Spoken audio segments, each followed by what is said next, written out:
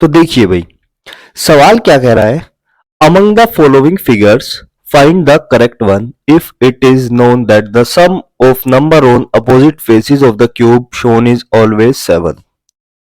मतलब ये जो आपको पासे दिए गए हैं, इनमें से आपको एक सही वाला पता करना है, और उसने कंडीशन आपको दे दी है कि जो अपोजिट फेसेस हैं क्यूब के, उनका योग हमेशा कितना है, 7 है।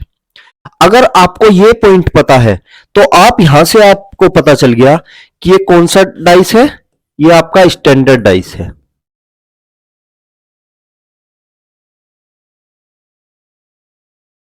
यानी कि मानक पासा। मानक पासा वो पासा होता है कि जिसके अपोजिट फेसेस, विपरीत फेसेस, मतलब एक के बिल्कुल जो दूसरा अपोजिट होता है, ठीक है, उसके जो अपोजिट फेसेस है उनका योग कितना होगा, 7। फॉर एग्जाम्पल, ये आपके पास एक डाइस है, 1 2 3 4 5 6, ठीक है, 6 फेसेस हैं। तो जो ये वाला फ्रंट फेसेस है और इसके जो बैक वाला फेस है, इन दोनों का योग कितना होगा, 7 होगा। ये फ्रंट और इसका ये अपोजिट, इनका जो सम होगा वो कितना, 7। अगर ये एक फेस है तो ये इसका अपोजिट फेस होगा, इनका योग कितना होगा, 7। ये होता है मानक पासा, ठीक है, स्टैंडर्ड डाइस। अब उसने कहा कि इनमें से आपको एक सही बताना है। तो जब भी आप, अगर मैं आपको एक एग्जाम्पल के तौर पर दूं,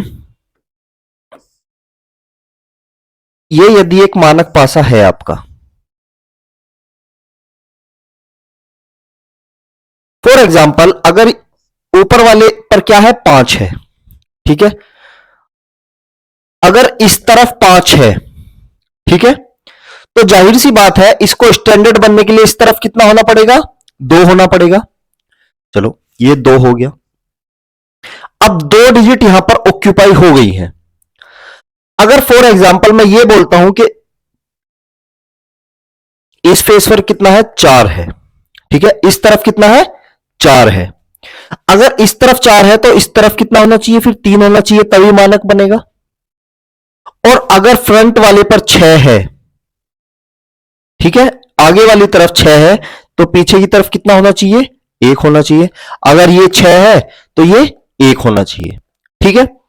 अगर अब आप इस फिगर को देख पा रहे हैं, 5 4 9, 5 3 8, 2 और 3 5, 4 2 6, मतलब ये जो इसकी एडजेसेंट साइड है, इससे मिली हुई जो दिशाएं हैं, इनमें से कोई भी मिलकर 7 अंक नहीं बना रहा है। इधर 6 है, इधर 1 होगा।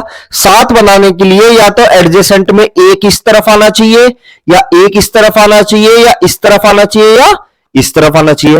लेकिन स्टैंडर्ड पासे में कभी भी जो एडजेसेंट, जो साथ वाली जो साइड्स होती हैं, वो कभी भी कॉम्बिनेशन में 7 नहीं बनाती हैं। तो अब मैं अपने ऑप्शंस को अगर मैं ध्यान से देखूं, पहले ही ऑप्शन में एडजेसेंट साइड ये रही, जो कितना सम बना रही है, 7 बना रही है। ये तो इम्पॉसिबल है। स्टैंडर्ड पासे में मैंने अभी अभी आपको बताया कि जो एडजेसेंट साइड्स हैं वो कभी भी 7 नहीं बनाती हैं। ये देखो 4 और 3 7, ठीक है, एडजेसेंट साइड कितना बना रही है, 7 बना रही है, ये भी गलत हुआ। 5 4 9, 5 और 1 6, 4 और 1 5, कोई भी 7 नहीं बना रही है। अगला ऑप्शन चेक करते हैं, 5 और 2 7, ये भी 7 बना रही है, तो ये भी स्टैंडर्डाइज नहीं है, ठीक है, ये भी एक मानक पासा नहीं है। तो केवल और केवल हमारे पास एक ऐसा बचता है जिसकी संभावना है, ठीक है, कि वो स्टैंडर्डाइज है। तो यही हमारा करेक्ट ऑप्शन हो जाएगा। ऑप्शन नंबर सी हमारा करेक्ट ऑप्शन हो जाएगा भाई, ठीक है। तो ये था डाइस में, इस तरीके के सवाल आपके प्रीवियस पेपर में भी आते रहे हैं, ठीक है। तो ये रहा आपका डाइस का सवाल।